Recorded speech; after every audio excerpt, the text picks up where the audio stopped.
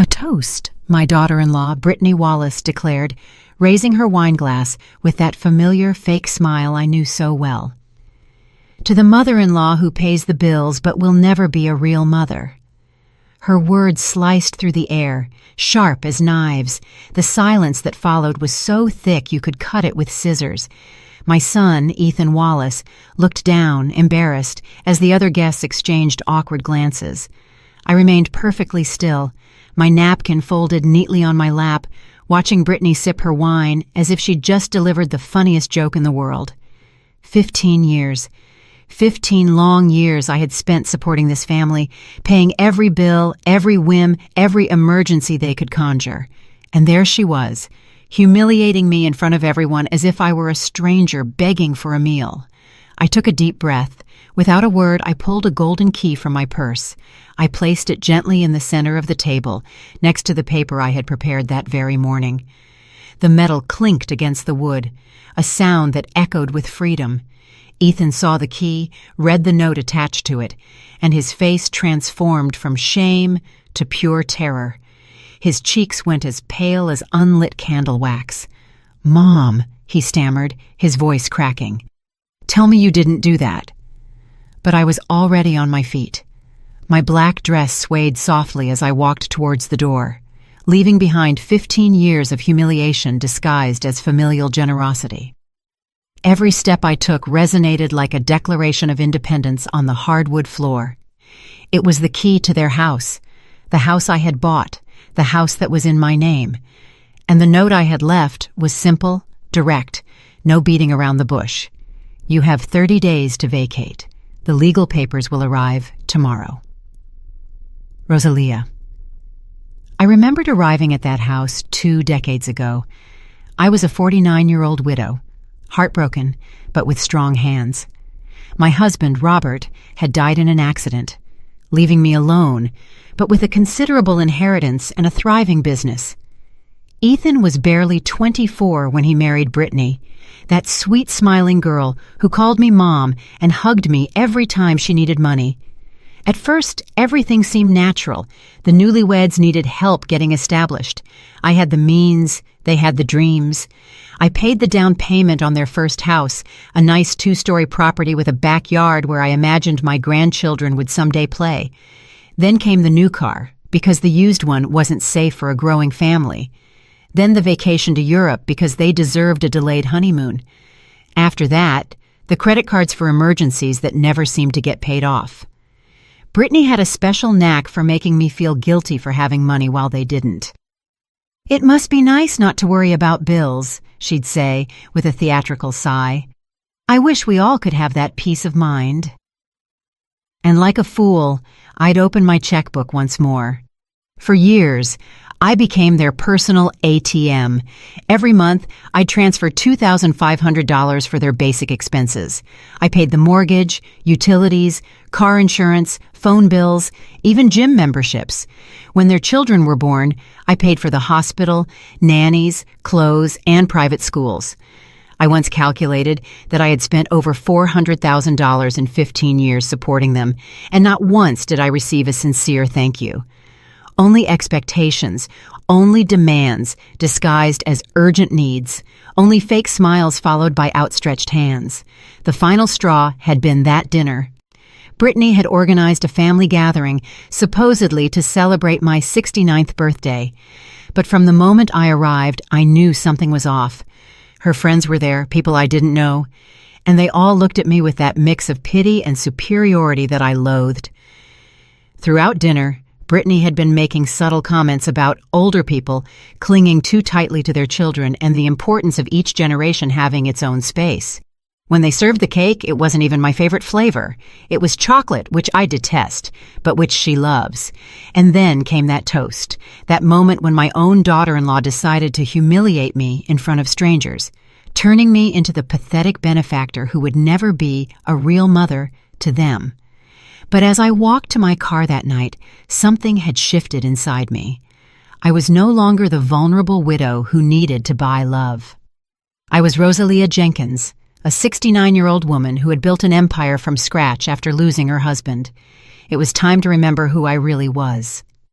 Upon arriving at my apartment that night, I poured myself a glass of red wine and sat by the large window overlooking the city.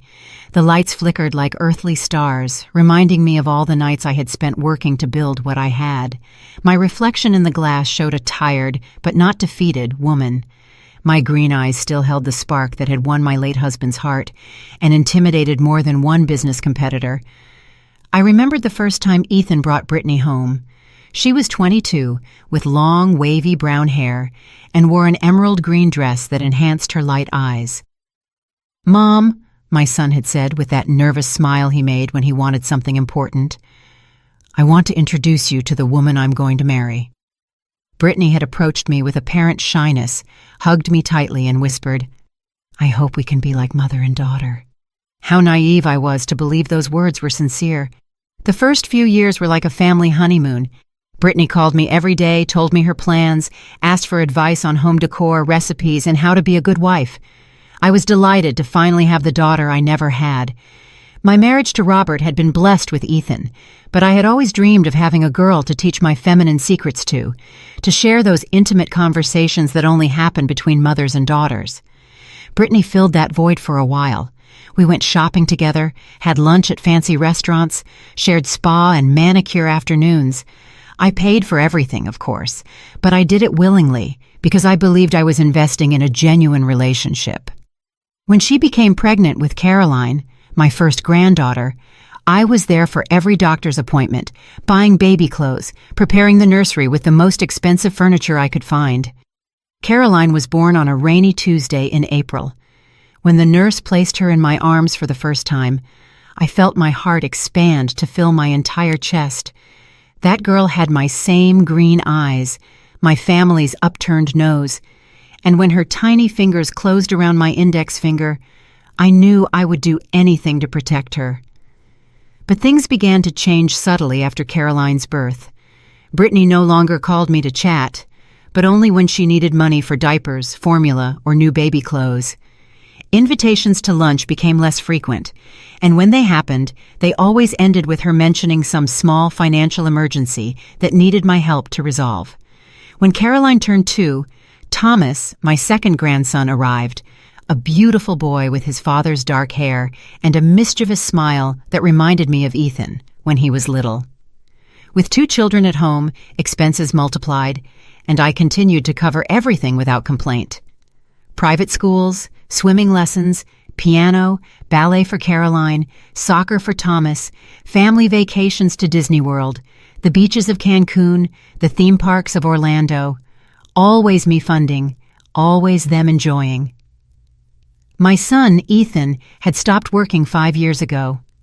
Brittany convinced everyone that he had an innovative entrepreneurial venture that required all his attention, but I never saw concrete results. I only saw a 39-year-old man sleeping late, playing video games while his wife organized lunches with her friends using my money. Brittany's transformation had been gradual, but constant. The shy girl I had known had become a demanding woman, accustomed to living in luxury without working for it.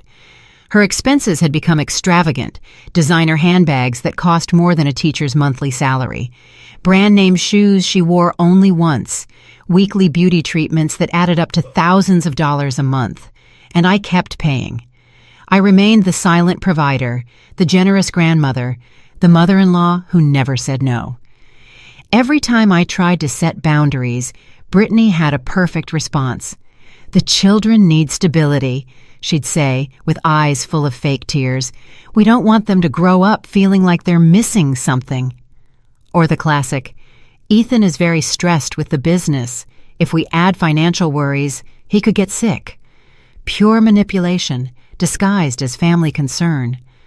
But that night, sitting by my window with the glass of wine in my hands, I finally understood what I had been denying for years. I wasn't part of their family. I was their ATM. They didn't love me. They wanted my money. They didn't respect me. They tolerated me because it was convenient to have me around. Brittany's toast had been the brutal confirmation of what I already knew deep in my heart. To her, I had never been a maternal figure. I was just the rich old woman who paid the bills and who, for some pathetic reason, needed to buy the affection of her own family. That realization should have broken my heart, but instead, it filled me with a strange sense of liberation. For the first time in 15 years, I saw the situation with absolute clarity. I didn't have to continue being the victim of their game. I had the power to change the rules. I got up and went to my desk, where I kept all my important documents. I pulled out the deeds to the house where Ethan and Brittany lived, the credit card statements I religiously paid every month, the receipts for the automatic bank transfers I had set up to cover their expenses. Everything was there, in black and white, evidence of 15 years of wasted generosity. But I also had something else. I had the legal power to stop it all. The house was in my name, the credit cards too. The bank accounts from which the money flowed to support them were exclusively mine. Technically, legally, they owned nothing. They had been living off my generosity, not their rights. And generosity, unlike legal obligations, can be withdrawn at any time. I picked up the phone and dialed my lawyer, Greg Stevens, a meticulous and discreet man who had handled my legal affairs for over a decade. "Greg," I said when he answered, even though it was almost 10 o'clock at night, "I need you to prepare all the eviction documents for the Maple Street property first thing in the morning, and I also want to cancel all authorizations for the use of my subsidiary credit cards." There was a silence on the other end of the line. "Are you sure, Rosalia? It's a big decision." "I've never been more sure of anything in my life," I replied, with a calmness that surprised even myself. At 6 o'clock the next morning, I was already dressed and ready to start the most important day in the last 15 years. I put on my pearl gray suit, the one that always made me feel powerful during business meetings, and swept my hair into an elegant bun. In the mirror, I saw the woman I had been before I became the complacent grandmother. Determined, relentless, master of her own destiny. My first call was to the bank. "Good morning. This is Rosalia Jenkins. I need to immediately cancel all scheduled automatic transfers from my main account." The employee asked me to confirm each transaction, $2,500 monthly for Ethan and Brittany's basic expenses. Canceled. $800 for Brittany's car payment. Canceled. $500 for the children's extracurricular activities. Canceled. $300 for the country club membership. Canceled. "Are you sure you want to cancel all these transfers, Ms. Jenkins?" the employee asked with evident concern. "Completely sure," I replied without hesitation. "And I also want you to cancel all additional credit cards associated with my account, those in the name of Ethan Wallace and Brittany Wallace." I heard the rapid typing of her computer. "Understood. The cards will be blocked immediately. Is there anything else I can help you with?" "Yes. I want to change all my account access passwords and set up alerts for any unauthorized access attempts." After finishing with the bank, I called Greg. He had already started preparing the legal documents I had requested the night before. "The eviction papers will be ready this afternoon," he confirmed. "Under state law, you have to give them 30 days' notice, but since they haven't paid rent or utilities, they are technically living there out of your generosity. That gives us more legal leeway." "Perfect," I replied. "I also want you to review all loans or financial commitments they may have acquired using my name as a reference, if there's anything I need to know immediately." My phone started ringing around 10 o'clock in the morning. It was Ethan. I let it ring until it went to voicemail. Then Brittany called, also going straight to voicemail. After 15 missed calls, I finally decided to answer. "Mom, what's going on?" Ethan yelled into the phone. "Brittany went to the supermarket and her card was rejected. We called the bank and they told us all our accounts have been blocked." "Good morning, Ethan," I replied with a calm that dramatically contrasted with his hysteria. "I hope you slept well in my house." "Your house, Mom? This is our house. We've been living here for 15 years. "A house I bought, that's in my name, and for which you have never paid a single cent," I replied, unflustered. "The eviction documents will arrive this afternoon by messenger. You have 30 days to find somewhere else to live." A silence fell that lasted an eternity. I could hear my son's agitated breathing on the other end of the line. "Mom, please, can we talk? I know Brittany went too far last night, but that doesn't mean you have to do this." Went too far? I repeated, with a bitter laugh. Ethan, your wife humiliated me in front of strangers after I supported your family for 15 years. But that's not what bothers me the most. What bothers me is that you sat there letting it happen. What bothers me is that not once in all these years did you defend me from her derogatory comments. She didn't mean... Yes, she meant exactly what she said. I interrupted him. And you know it. Everyone knows it. For years, I've been treated like the rich, pathetic relative who needs to buy love because she's lonely. But you know what I discovered last night? I'd rather be alone than be surrounded by people who despise me. I hung up before he could respond. Immediately, it started ringing again, but I silenced it. At 2:00 in the afternoon, I decided to do something I hadn't done in years. I went alone to lunch at my favorite restaurant, that little French cafe downtown where they serve the best quiche Lorraine in the whole state. I asked for a table by the window. I opened a book I had been waiting to read for months and enjoyed a quiet meal, without having to listen to complaints about money, without having to feign interest in Brittany's manufactured dramas, without having to pretend that her children respected me when they had clearly learned from their parents to see me only as a source of funding. The waiter, a young man named Alex, who had served me for years, approached with curiosity. "Miss Jenkins, I haven't seen you here in a while. How have you been?" "I'm rediscovering myself," I replied with a genuine smile, "and it's amazing how liberating it can be." As I ate, I remembered all the times I had canceled my own plans to accommodate Ethan and Brittany's schedules, how many invitations to social events I had turned down because the family needed me to stay and watch the children, how many trips I had postponed because an emergency always arose that required my immediate financial attention. For example, 3 years ago, I had the opportunity to join a Mediterranean cruise with a group of business friends. It was something I had dreamed of doing for decades, but just before the trip, Brittany had appeared with tears in her eyes, saying that Thomas needed minor surgery and that they didn't have enough health insurance to cover it. Of course, I canceled my vacation and paid the medical expenses. Later, I discovered that the minor surgery had been a simple tonsillectomy that their health insurance would have covered completely. Or last year, when I had finally decided to redecorate my apartment. I had hired an interior designer, chosen new furniture, planned to turn my home into the elegant refuge I had always wanted.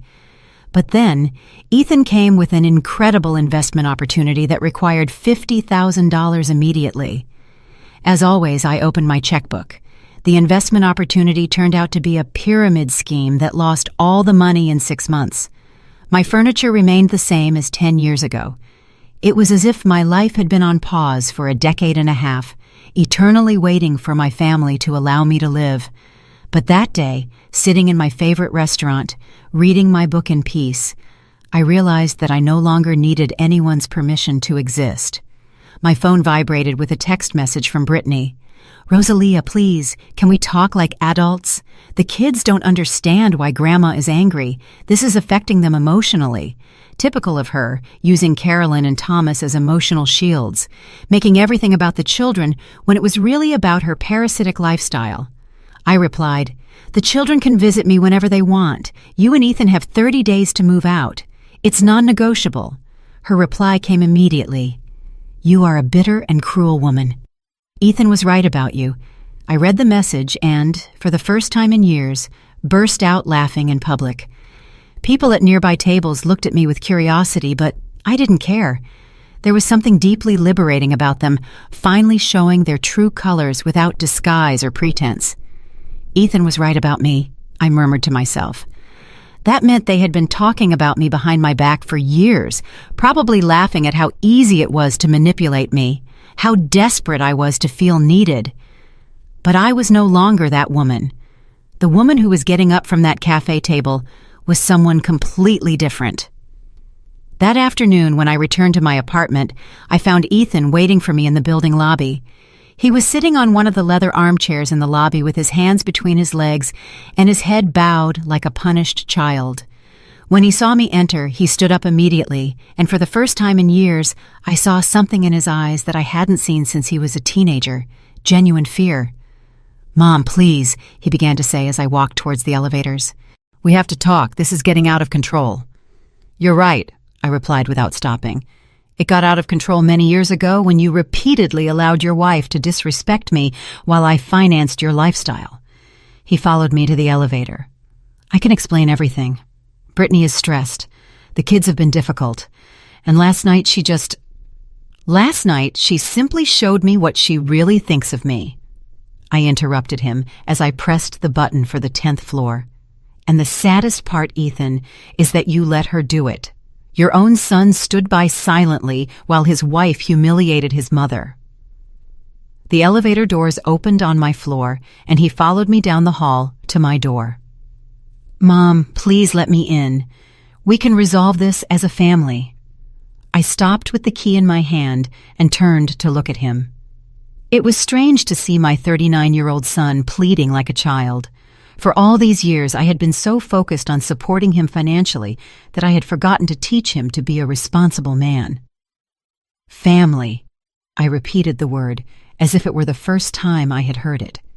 Ethan, when was the last time you came to visit me without needing money?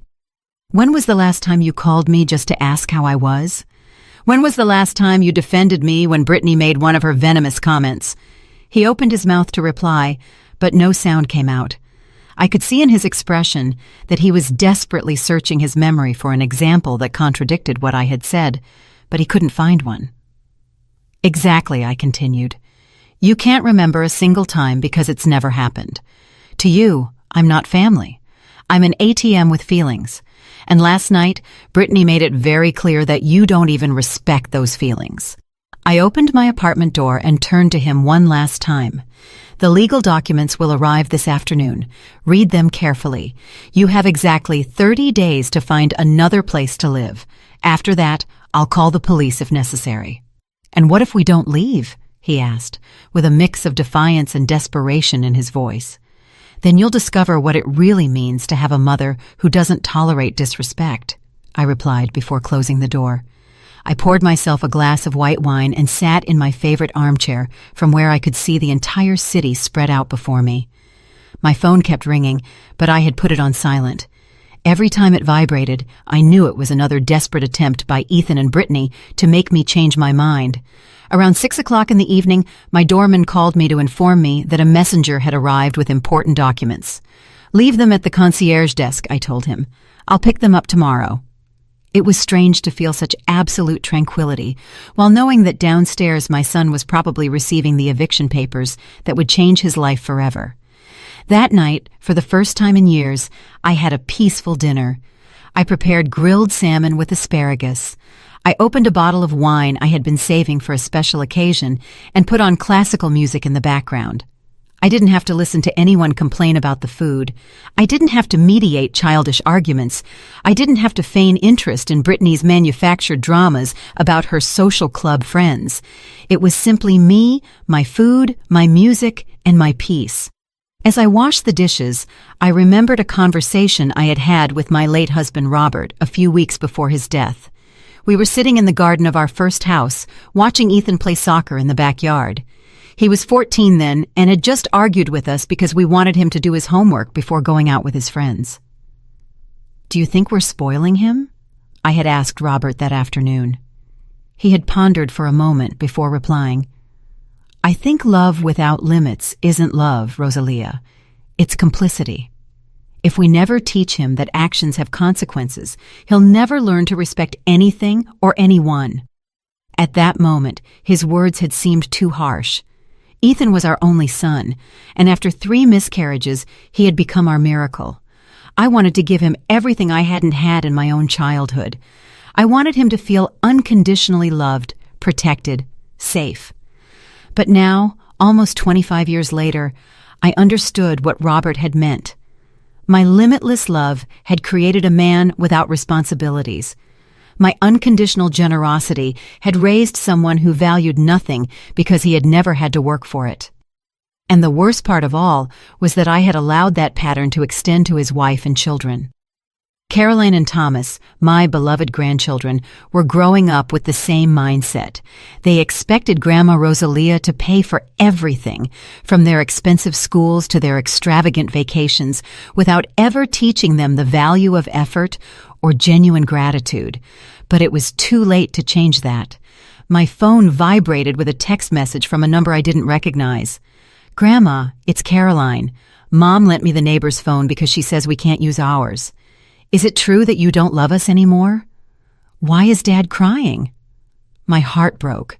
Caroline was only 14, the same age Ethan had been in that conversation with his father in the garden. It wasn't her fault that she had grown up in an environment where Grandma's money was taken for granted. I replied immediately, "My love, of course I love you. I love you and Thomas more than anything in the world, but sometimes adults have to make difficult decisions to teach important lessons. Can you come over tomorrow after school so we can talk?" Her reply came quickly, "Yes, but Mom says we can't go to your house because you're very angry." "Your mom is wrong. My door is always open to you. Tell your dad I'll expect you both tomorrow at 4 o'clock in the afternoon. Just you and Thomas. Your mom and dad and I have adult conversations to resolve first, but you two will always be welcome at your grandma's house." After sending that message, I felt calmer. My grandchildren didn't have to pay for their parents' mistakes, but they needed to understand that actions have consequences, and that respect is not optional in family relationships. That night, I slept better than I had in months. I didn't have nightmares about unpaid bills. I didn't wake up worrying about whether Ethan had found a job. I didn't stay awake calculating how much money I would need to transfer next month to keep my family afloat. For the first time in 15 years, I slept like a free woman. The next day, I woke up feeling as if I had emerged from a 15-year coma. The sun streamed through my bedroom windows with an intensity I hadn't noticed in a long time, and for the first time in years, I didn't check my phone immediately upon opening my eyes. I was in no hurry to see how many missed calls or desperate messages I had received during the night. I prepared a full breakfast: scrambled eggs, toast with homemade strawberry jam, freshly ground coffee, and fresh orange juice. I ate slowly, savoring each bite as I read the newspaper in peace. It was incredible how different things tasted when you didn't have to gulp them down quickly between one financial emergency call and another. Around 10 o'clock in the morning, Greg called me to confirm that the documents had been delivered. "Ethan signed for them last night," he informed me. "He also called me 3 times early this morning, but as you told me, I didn't answer. Do you want me to handle all legal communication through my office?" "Yes, please," I replied. "And Greg, I also want you to prepare my will again. There are going to be significant changes in the distribution of the inheritance." There was a silence on the other end. "Are you sure, Rosalia? These decisions can be irreversible." "I am more sure of this than anything else I have ever done in my life," I told him with a firmness that surprised even myself. After hanging up with Greg, I decided to do something I hadn't done in decades. I called my sister Brenda, who lived in Miami, and with whom I had gradually lost contact during the years of intensive parenting of my parasitic family.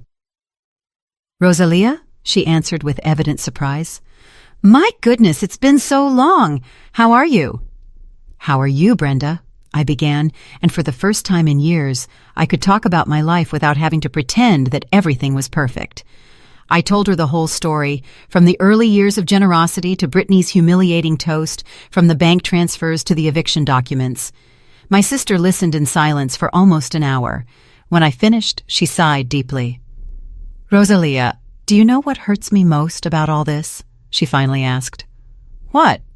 "That all these years, every time I called you, you talked to me as if you were the happiest woman in the world. You told me about family vacations, about the grandchildren's achievements, about how close you were as a family. I even envied you because I thought you had the perfect family, while I, here, single and childless, felt incomplete." Her words hit me like a slap of reality. "I guess I had convinced myself that it was true," I admitted. It was easier to believe I was buying genuine love than to accept that I was being used. "Sister, what you've done isn't cruelty, it's survival, and it was about time." After talking to Brenda, I felt validated in a way I hadn't experienced in years. Someone who had known me since childhood, someone who had nothing to gain or lose from my financial decisions, was telling me that I had done the right thing. At 3:30 in the afternoon, I prepared to receive Caroline and Thomas. I bought their favorite cookies, prepared hot chocolate, and tidied up the living room to make them feel comfortable. Whatever conversation we were going to have, I wanted my grandchildren to know that my love for them had not changed. They arrived precisely at 4 o'clock, accompanied by Ethan, who looked as if he hadn't slept in days. His eyes were red, his clothes wrinkled, and he had that defeated expression I hadn't seen since he was a teenager, and Robert had punished him for breaking a window playing ball at home. "Mom," he began to say, but I stopped him with a gesture. "Ethan, this conversation is with Caroline and Thomas. You can wait for them in the building lobby. They are my grandchildren, and I am their grandmother, and I have the right to speak with them alone, especially after everything that has happened." He wanted to protest, but Caroline, who had always been more mature than her age suggested, placed a hand on his arm. "Dad, it's okay. We need to talk to Grandma."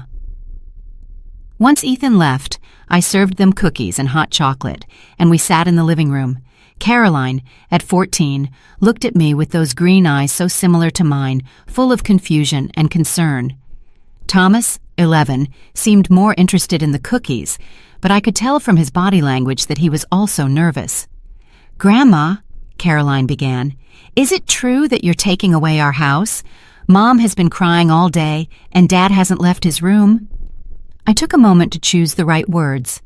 These children deserved honesty, but they also deserved the information to be presented in a way they could understand.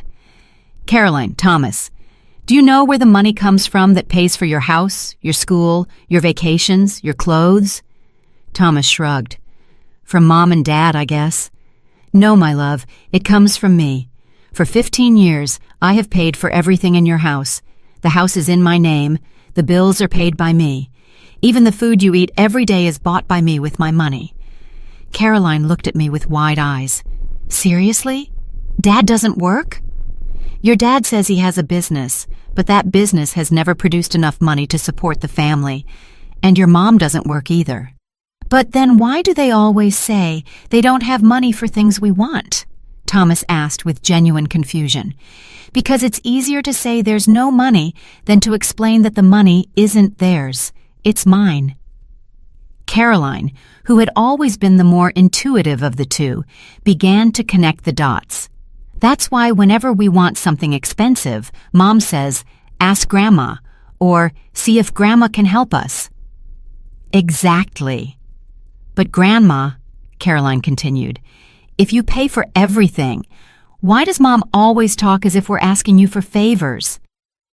That question broke my heart because it showed that my 14-year-old granddaughter had already begun to notice the toxic dynamics in her home. "Because your mom doesn't want you to know the truth. It's easier for you to think that I'm the generous grandma who helps out once in a while, instead of admitting that you live completely off my money." Thomas stopped chewing his cookie. "Does that mean we're poor?" "It means that your parents have chosen not to work because they know I'm going to pay for everything, but that situation ended last night." "What happened last night?" Caroline asked. I explained in age-appropriate words what had happened during dinner. I told them about Brittany's toast, how I had felt humiliated after years of supporting them, and about my decision to finally set boundaries. "So, we have to move?" Thomas asked in a small voice. "Your parents have to find a way to support themselves, and you." "Yes, but that doesn't mean you're going to disappear from my life. You are my grandchildren, and I love you more than anything in the world." "But you're not going to help us with money anymore?" Caroline asked. "I'm going to help you in different ways. I'm going to make sure you have what you really need, but I'm no longer going to pay for the luxurious lifestyle your parents have become accustomed to. And I'm going to do something more important. I'm going to teach you the value of work and respect." Caroline nodded slowly. "I think I understand. Mom says mean things about you sometimes, and I've always felt uncomfortable, but never knew why." "What kind of things does she say?" "She says you're controlling, that you use your money to manipulate us, that you like us to depend on you because you don't have a life of your own." The pain of hearing those words from my granddaughter's mouth was indescribable, but it was also liberating. I finally had confirmation of what I had suspected for years. "Caroline Thomas," I said after processing what my granddaughter had just revealed, "I want you to understand something very important. What I am doing is not to hurt you. It's to teach you something your parents have never shown you. That respect is not negotiable, and that true love cannot be bought." Thomas, who had been playing with his cookie crumbs, looked at me with those dark eyes so similar to Ethan's when he was a child. "But where are we going to live, Grandma? All my friends are at my school. Your dad and Mom are going to have to find jobs and look for a house they can afford with their own money. And yes, it's possible that you'll have to change schools to a public one and that you won't be able to have all the expensive things you're used to." "Is that bad?" Caroline asked with genuine curiosity. "No, my love. Millions of children go to public schools and are happy. Millions of families live on tight budgets and learn to value what they have. What's bad is growing up thinking that money appears magically without understanding that someone has to work very hard to earn it." Caroline reflected for a moment. "I guess I'd never thought about that. Whenever I want something, I just ask Mom. And if she says there's no money, we ask you. And how do you think that makes me feel?" Thomas frowned. "Like an ATM." My 11-year-old grandson's honesty surprised me. "Exactly, like an ATM, Thomas." "That must be horrible," Caroline murmured. "I hate it when my friends only seek me out when they need to borrow money for lunch." Now imagine that happening for 15 years, and that instead of school friends, it was your own family. The two children remained silent, processing what I had just told them. I could see in their expressions that they were understanding the situation from a completely new perspective. "Grandma," Caroline finally said, "can I ask you something? Did you work to earn all that money?" "I worked very hard, Caroline. After your Grandpa Robert died, I had to keep the construction business we had built together going. I worked 12 hours a day, 6 days a week. I got up at 5 in the morning to review projects before the workers arrived and went to bed after midnight doing the accounting." "And Dad helped you? Your dad was 18 when your grandpa died. I offered him to come work with me so he could learn the business and someday inherit it, but he preferred to go out with his friends and party." Thomas looked at me with curiosity. "Dad never worked with you?" I tried to teach him several times, but every time I gave him responsibilities, he found excuses not to fulfill them. He said construction work was too hard, that he had other plans, that he would find his own way. "And did he find it?" Caroline asked, with a maturity that broke my heart. "What do you think, my love? After 15 years of marriage, have you ever seen your dad bring money home?" Caroline slowly shook her head. "Never. Whenever we need something, Mom says, 'Let's ask Grandma,' or 'See if Grandma can help us.' But that doesn't mean your dad can't work. It means he has chosen not to because he knows I will always be there to solve the financial problems." "And Mom?" Thomas asked. "Your mom is an intelligent and capable woman. She speaks 3 languages. She has a business administration degree, and before marrying your dad, she worked at a marketing company. But since they got married, she decided it was easier to live off my money than to use her own skills." The children exchanged glances that contained a deeper understanding than they should have at their age. It was sad that they had to learn these truths this way, but it was also necessary. "Grandma," Caroline said after a long silence, "we've been unfair to you too." Her question surprised me with its honesty and maturity. "You are children, Caroline. It's not your responsibility to understand adult financial dynamics, but you can learn from this situation. What can we learn?" "You can learn that everything in life has a cost, and someone always has to pay that cost. You can learn that money doesn't appear magically, but requires work and effort. And you can learn that respect is the foundation of any relationship, even among family." Thomas raised his hand as if in class. "I want to learn to work. I can help you at your company, Grandma." His offer deeply touched me. "You're too young to work in construction, Thomas, but you can start with simple things. You can learn to manage your allowance money. You can help with household chores to earn extra money. You can start to understand that valuable things require effort. And me? Caroline asked. I'm already 14. You can get a part-time job on weekends. You can babysit, help neighbors with their shopping, work at a store, and you can start saving your own money for the things you want.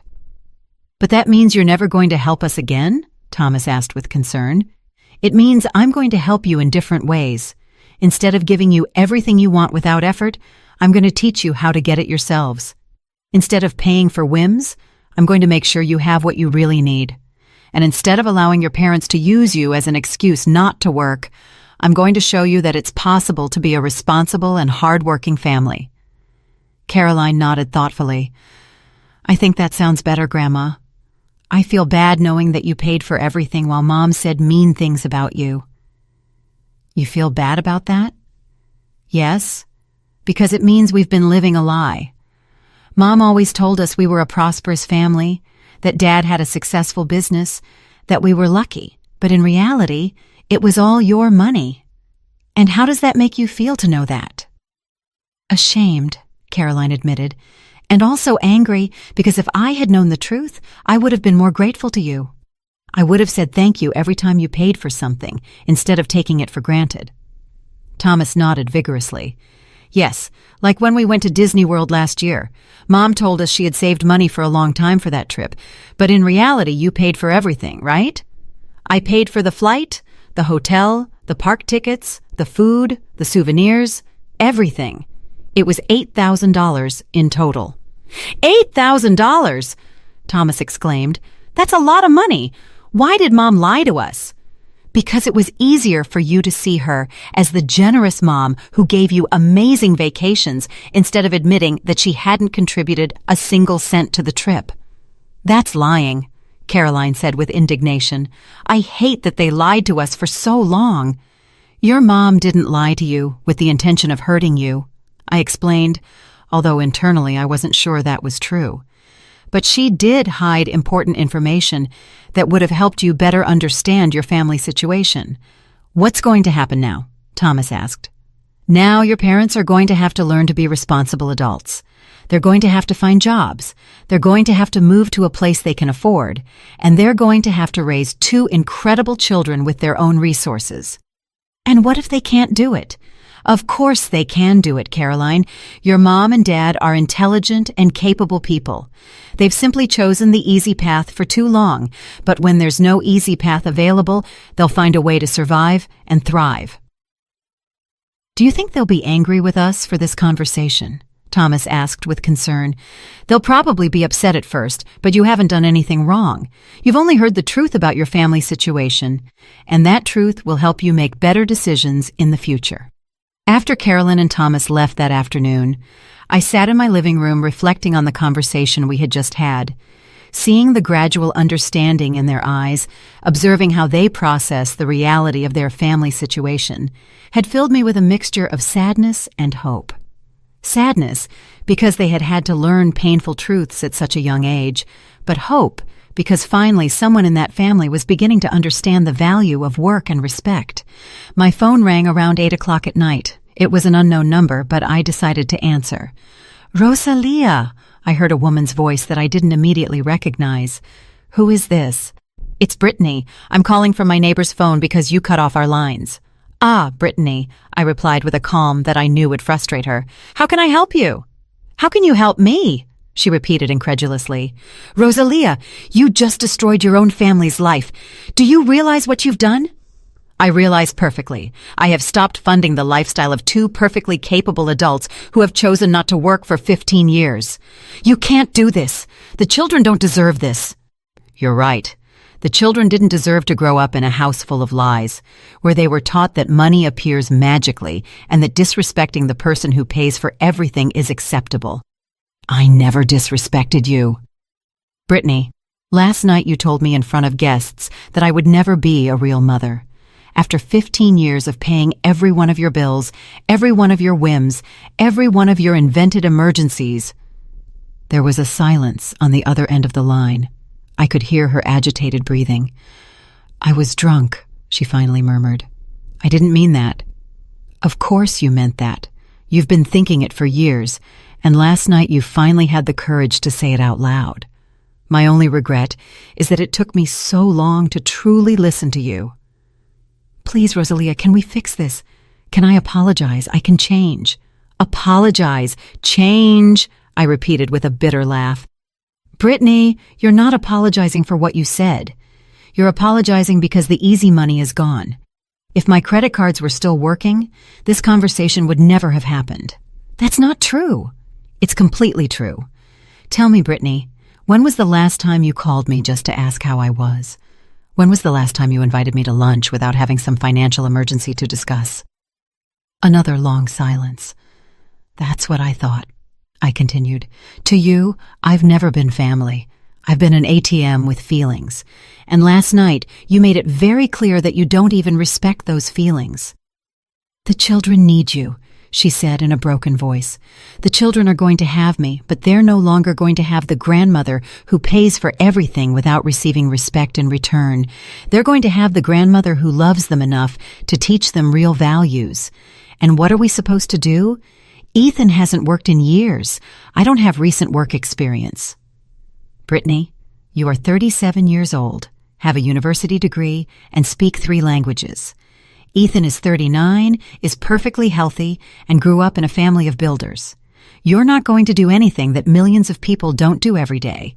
Work to support yourselves. But we can't maintain this lifestyle with normal jobs. Exactly. You're going to have to learn to live within your real means, like everyone else.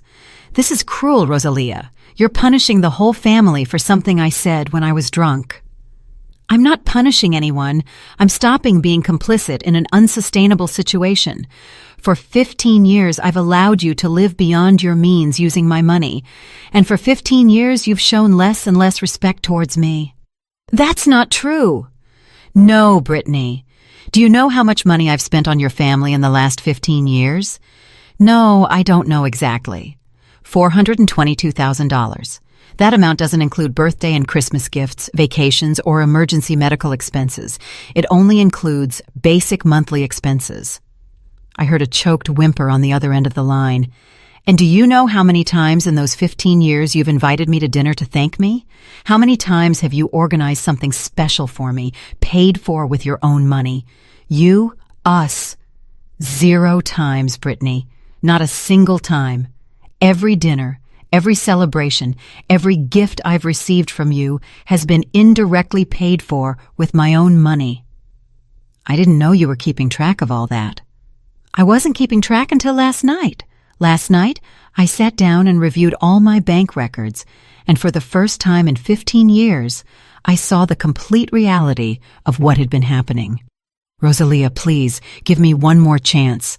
I can change. We can change. One more chance. Brittany, you've had 15 years of opportunities, 15 years to show genuine gratitude, to try to contribute financially to your family, to show me the basic respect that anyone deserves, especially someone who has sacrificed so much for you. What do I have to do? Kneel? Beg you? That's what you want.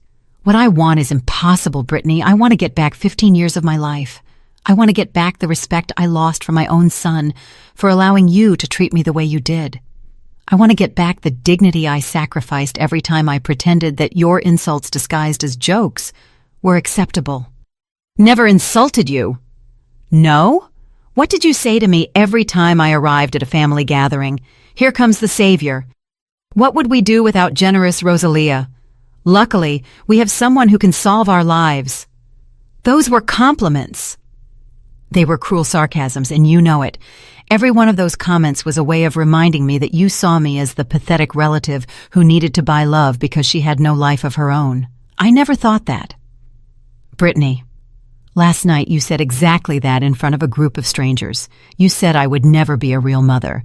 Do you know what that means to a woman who lost her husband at 49 and dedicated the next 20 years of her life to caring for her family? I heard sobs on the other end of the line. It means, I continued, that after 2 decades of sacrifices, my own daughter-in-law considers that everything I have done is worthless because I didn't give birth to my grandchildren. I didn't mean that. Of course you meant that. And you know what, Brittany? You're right. I'm never going to be their biological mother. But it's also true that their biological mother is never going to be able to give them what I have given them: financial stability, quality education, opportunities, and above all, the example of what it means to work hard for what you want. Please, Rosalia, the children are asking me what's going to happen. I don't know what to tell them. Tell them the truth, Brittany. For the first time in their lives, tell them the whole truth about their financial situation. Explain that they're going to have to move because you never paid for the house they live in. Explain that they're going to have to change their lifestyle because you never worked to maintain it. That's going to traumatize them. Do you know what really traumatizes children? Growing up in a house full of lies? Growing up thinking that money appears magically? Growing up without understanding the value of work and effort? That is real trauma, Brittany. I can't do this alone. You won't be alone.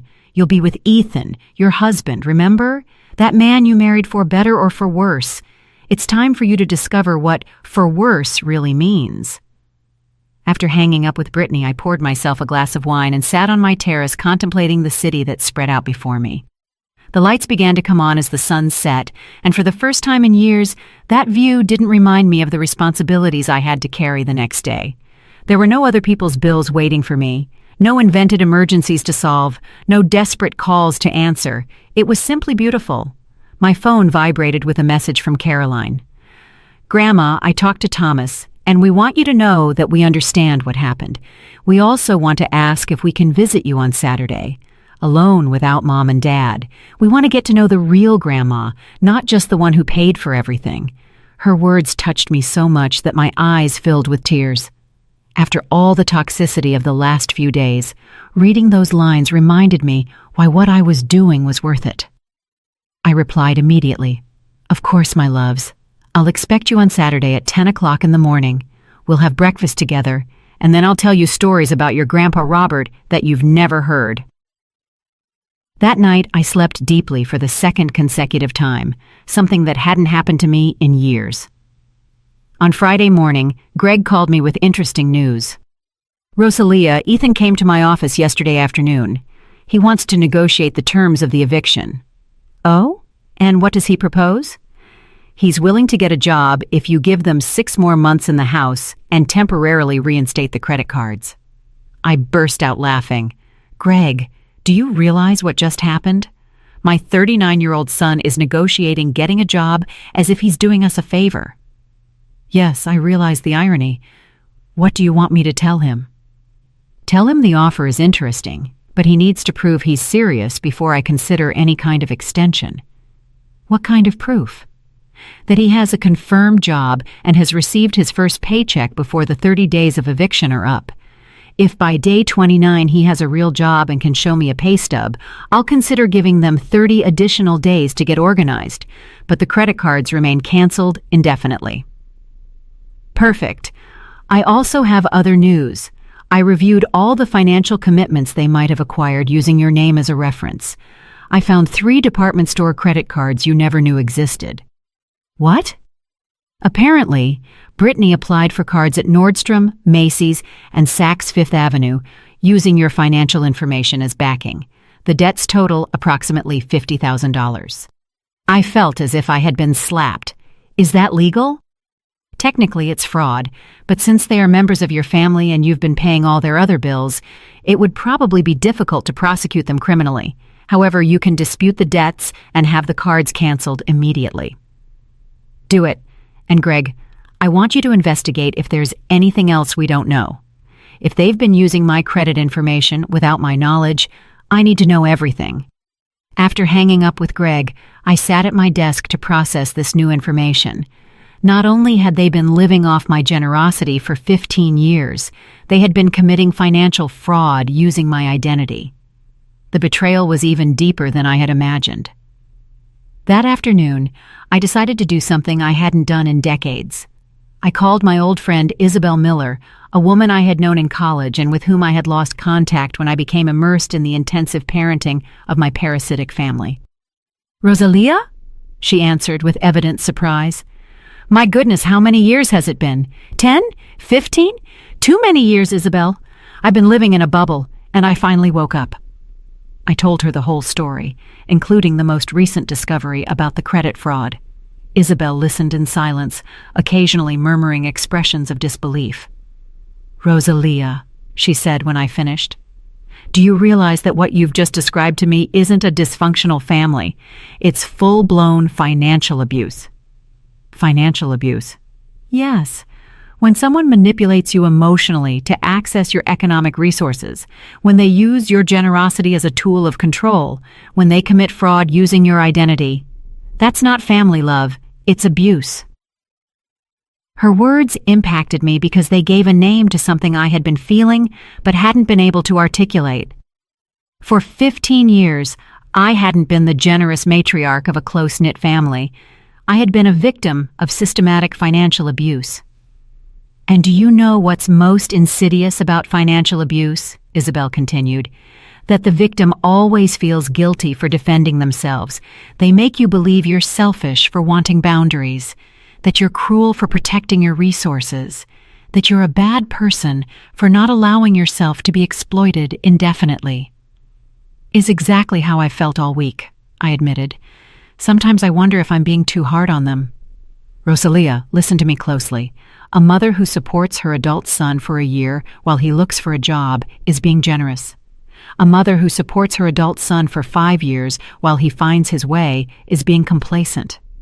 A mother who supports her adult son for 15 years while he lives in luxury without working is being abused." Her words were like a flash of clarity. Finally, someone had put into perspective what had really been happening all these years. "Isabel, can I ask you something?" "Of course." "During all these years that we lost contact, did you ever wonder why I had disappeared from your life?" "Honestly, yes. I used to wonder what had happened to you. Before you were so independent, so sure of yourself. You had plans, ambitions, an active social life, and suddenly, when I tried to invite you to things, you always had some family responsibility to attend to. And what did you think? I thought you had become one of those mothers who completely lose their identity in their children. But now I understand that it wasn't that. You had fallen into an abusive relationship with your own family." That afternoon, for the first time in 15 years, I made social plans that had nothing to do with my family. Isabel invited me to accompany her to an art exhibition the following Friday, and I accepted without having to consult with anyone, without having to worry about whether some family emergency would arise, without having to pretend interest in Brittany's manufactured dramas. On Saturday morning, Caroline and Thomas arrived promptly at 10 o'clock. I greeted them with a full breakfast: pancakes, scrambled eggs, bacon, fresh orange juice, and strawberries with cream. But the most important thing was that for the first time in years, I was able to enjoy a meal with my grandchildren without having to listen to their parents complain about money in the background. "Grandma," Caroline said as she cut her pancakes, "I wanted to tell you something. Last night I heard Mom talking on the phone with her sister, and she was saying that you had gone crazy, that you were being cruel for no reason. And what do you think about that?" "I think Mom doesn't understand what it means to be grateful. Since we talked the other day, Thomas and I have been talking a lot about everything you told us." Thomas nodded vigorously, and we realized that we had never said thank you for anything. "How do you feel realizing that?" "Bad," admitted Carolyn, "but we also decided that we want to change that. We want to learn to be truly grateful, not just when we need something. And we also want to learn to work," Thomas added with enthusiasm. "Caroline told me that she's going to look for a babysitting job, and I want to help the neighbor next door with her groceries." I looked at them both with genuine pride. In a single honest conversation, they had shown more emotional maturity than their parents in 15 years. "You know what?" I told them. "I think you're going to be fine, no matter what happens with your parents." "You think so?" Caroline asked. "I'm sure, because you've learned something your parents never learned. That valuable things require effort, and that respect is earned with actions, not with words." 3 months later, I found myself sitting on the terrace of a small cafe in Florence, Italy, contemplating the Arno River as the afternoon sun painted the ancient buildings with golden hues. In front of me was a perfect cappuccino and a book of poetry I had wanted to read for years. For the first time in decades, my time belonged completely to me. The trip to Europe had been a spontaneous decision. After selling the construction company that Robert and I had built together, I realized that I had more money than I would need for the rest of my life. But more importantly, I had something I hadn't had in years: the freedom to decide how to spend it. My phone vibrated with a message from Caroline. "Grandma, I got my second job. Now I babysit 3 afternoons a week and help at the local bookstore on Saturdays. I've saved $200 this month. Thomas is also working with Mr. Davis mowing lawns. Dad finally got a job at a construction company, and Mom is working part-time at a translation office. It's weird, but I think we're happier now than when we had everything given to us." Her message filled me with deep satisfaction. I had made the right decision, even if it had been the most difficult one of my life. Ethan had called me 2 weeks ago for the first time in 2 months. His voice sounded different, more mature, less childish. "Mom," he had said, "I want you to know that I got a job at Rivera Construction. I started as a basic laborer, but the foreman says I have potential to move up if I work hard." "I'm glad to hear that, son. I also want to apologize. Not for what's happening now, but for all the previous years. You're right. I'm a 39-year-old man who never learned to be responsible because I always knew you would solve everything. And how do you feel now that you have to solve things yourself?" "Terrified," he admitted with a nervous laugh. "But also, I don't know how to explain it. Proud, I guess. When I received my first paycheck, I understood something I had never felt before. That money was mine. I had earned it with my own effort. And Brittany is struggling more than me. She's still angry with you. She still thinks you were too harsh, but she's working, and the children respect her more now that they see her making an effort. I'm glad to hear that the whole family is working." "Mom, can I ask you something?" "Of course." "Are you ever going to completely forgive us? Is there any chance we can be a normal family again?" I had reflected carefully before replying. "Ethan, forgiveness isn't something that's granted once and for all. It's something that's built day by day with consistent actions and genuine respect. If you continue to show that you've learned your lesson, if you continue to treat me with the respect I deserve, and if you continue to be responsible for your own lives, then yes, we can rebuild our relationship, but you're never going to help us financially again. I'm going to help you in different ways.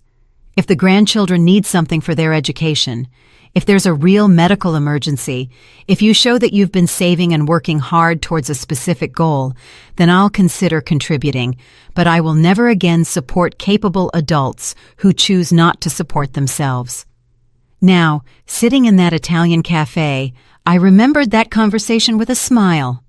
90 days had passed since I cut off all funding, and my family had not only survived, but was thriving in ways that never would have been possible while they lived off my money.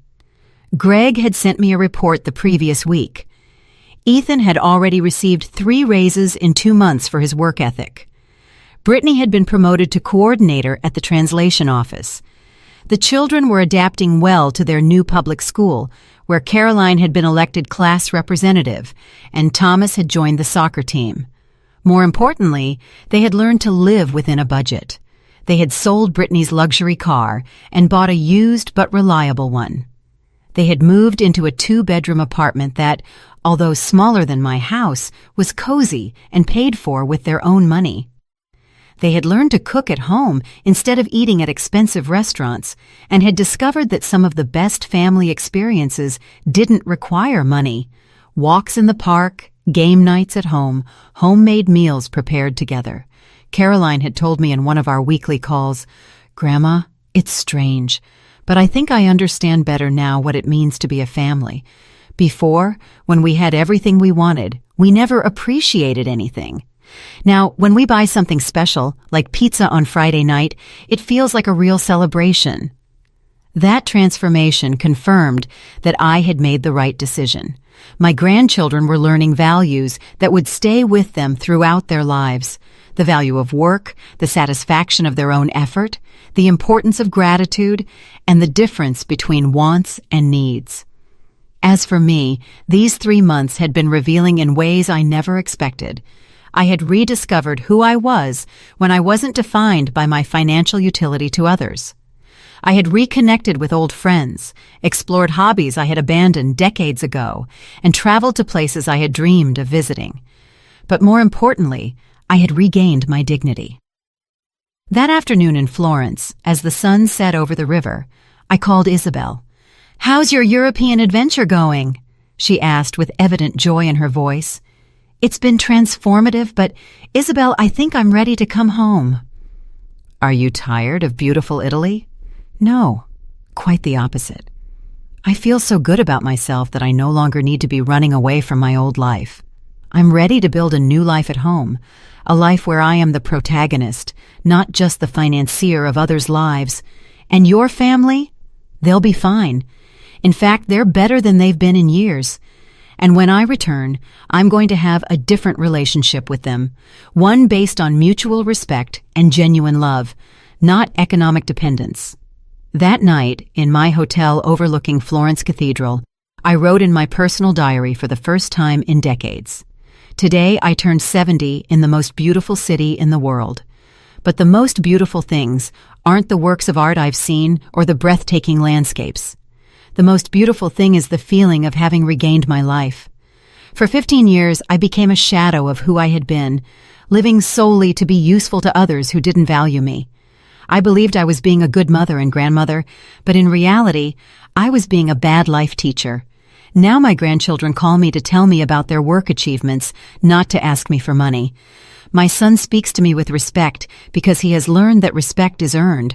My daughter-in-law is beginning to understand that true motherhood isn't about getting others to pay for your children, but about teaching them to be responsible people. And for the first time in decades, I am free. It's not revenge I've found. It's liberation. It's not cruelty I practiced. It's tough love, the kind of love that sometimes requires saying no to teach important lessons. Tomorrow I return home, but I don't return as the same woman who left 3 months ago. I return as Rosalia Jenkins, successful businesswoman, independent woman, loving but firm grandmother, and above all, a person who no longer needs to buy anyone's love, because I have learned the most important lesson of all. The love you have to buy isn't worth what it costs. I closed the diary and looked out my hotel window one last time.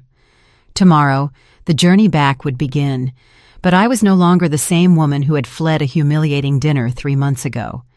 I had found something more valuable than all the money I had spent in 15 years of misguided generosity. I had found my dignity, and this time, no one was going to take it from me. Did you like my story, and which city are you listening from? Let's meet in the comments. If you like the story, you can support me by sending a super thanks so I can keep bringing more stories like this. Thank you so much for your sweet support. I'm looking forward to your comments on the story. On the screen, you can see 2 new life stories that I highly recommend. There's so much more on my channel. Don't forget to subscribe. See you in the next life story with love and respect.